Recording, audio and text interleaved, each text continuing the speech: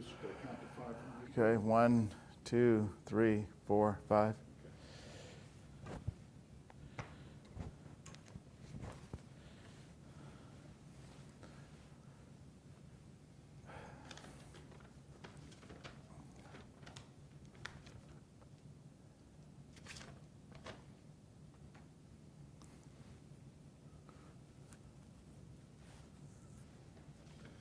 All right, sir. Okay. We're recording. And Peter, let's start with the pandemic Okay. and the aftermath of everything that happened since Memorial Day, because it seemed like since then things had gone wrong pretty quickly, and now they're kind of looking better again. But what happened right after Memorial Day? Yeah, well, we think what happened is a lot of people from Texas who were tired of being cooped up and had to follow a lot of the orders from their cities saw Corpus Christi as a great place to go without having to follow all the rules that existed, the stay-at-home orders, the wearing of face masks, and so on. And so this was a great getaway. In fact, some of the business persons, when I was at the island recently, said that's what they heard from customers, saying this is a great place to go because there's no rules that you have to follow. That was No rules in Corpus Christi. That was several months ago, right, before we put in a bunch, but yes. And yet, I don't think it was advertised quite that way, but they did. The CBB was out there saying, come to Corpus Christi for a quick getaway and a chance to have a change of scenery and all of that, and people did. They did, and we changed. You know, the CBB quickly adjusted their program. We took down all our billboards across the state of Texas, and you know, we had to adjust just like everybody is with the pandemic. It's so new and unprecedented. And what about where we are right now? You've got to kind of like our position at this point, right? Yeah. It seems like we're on the downside of this. Yes, we are. Yeah, we're doing good. So we reached the peak of the curve kind of mid-July. And if you saw our curve, now we're on the downward slide, but we're cautious, you know, with still many weeks and months to go before a vaccine is even available.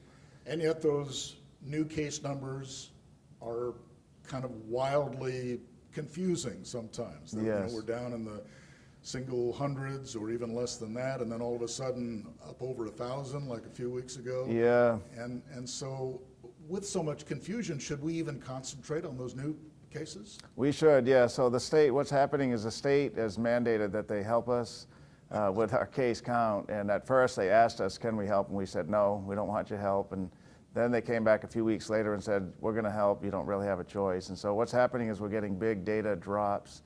But what we're doing is placing those numbers into the appropriate day. We'll go back the past 30, 45 days and put them in the right day. But it is a little bit of a, you know, shock to the person that are following the numbers. It does cause some confusion. And I get the sense from you that while you appreciate state help, in this case you kind of wish that you could operate independently. Yeah, we do. You know, sometimes that local control is better. One thing we are doing is today, Judge Canales, in fact, is going to talk to the state health department to see can we make some improvements or can we take it back over. And so we want the community to have confidence in the numbers. A lot of people follow us every day, and our numbers are coming down. As we mentioned last week, they were below 100 for several days in a row. But we have Labor Day coming up. Yeah. And another holiday weekend, and the beaches are back open. Yes. I assume they're going to stay that way, although you know, I've got nothing to base that on, are they? Yeah, I haven't heard yet from Judge Canales and the mayor. It seems like it's pretty near, so it's hard to say, but some of the activity that leads up to the beach and that it concludes after the beach is some of the things we're working on. So wearing face masks everywhere when you're in public is having a big was improvement. Was it a good idea to close the beaches in the first place to vehicle traffic? Yeah, I think so. I mean, you know, that's in the hands of the policy setters, Judge Canales and Mayor McComb, and Right. sometimes those decisions aren't popular with everybody.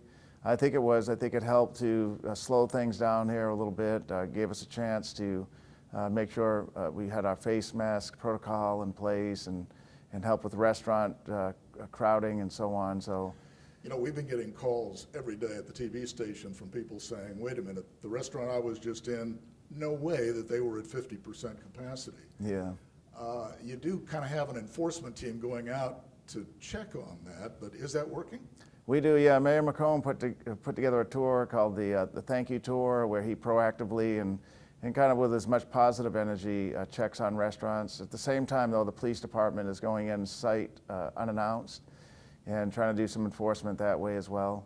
And so we want compliance. I've spoke highly of the business leaders in this community, and I know that they're trying to do the right thing. We just need to encourage them and remind them it's important to follow that 50% protocol that the governor has set for them. Now, in terms of the impact on Corpus Christi, on the city of Corpus Christi, just in terms of lost revenue, you told me a while back it was going to be between $14 and $21 million less revenue coming in. Right. What did it turn out to be? Yeah, so it's about half that now. The actuals as the revenue is coming in. And a lot of that impact was due to sales tax, and what we're seeing is that better tourism that we had here in the early summer is kind of paying off in the sales tax side. So our sales tax checks that have come in. Here, they shouldn't have been here, but they were here spending money. Yeah, they seem to be spending a lot of money because the checks that we're getting per month is close to what the original budget was.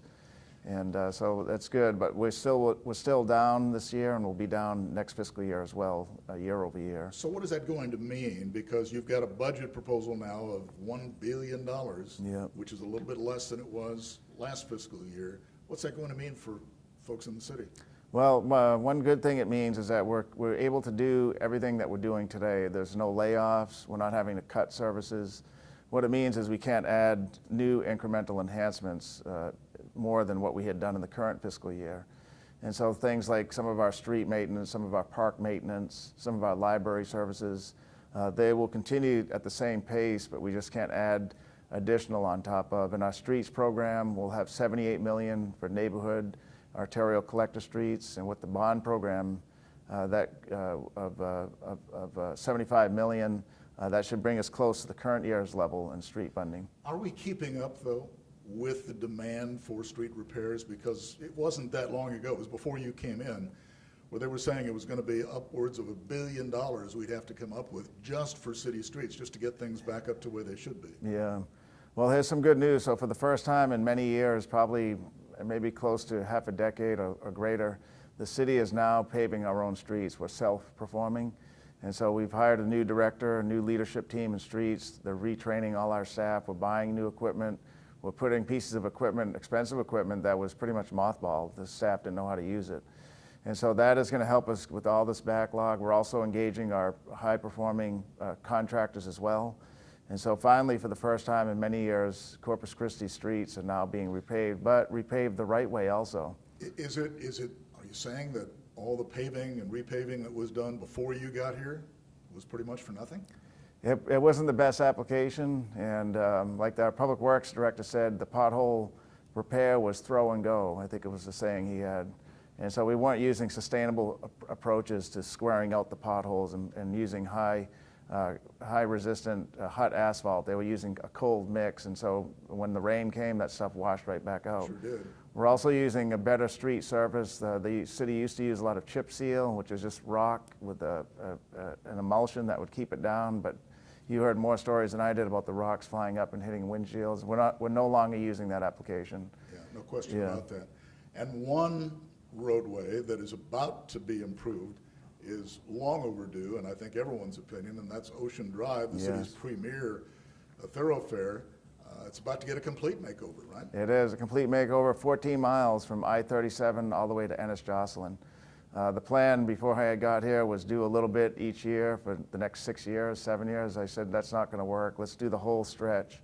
And so we have in the budget funds available to do the 14-mile stretch from I-37 to Ennis-Jocelyn. And it's not just an overlay. It's not just kind of a masking of the situations that's there and soon it'll get bad again. We're going to mill, take up all the old asphalt, fix the base, and then put a brand new thick coat of new asphalt from curb to curb too. So those bike lanes that a lot of bikers use, it's all brand new coming up soon.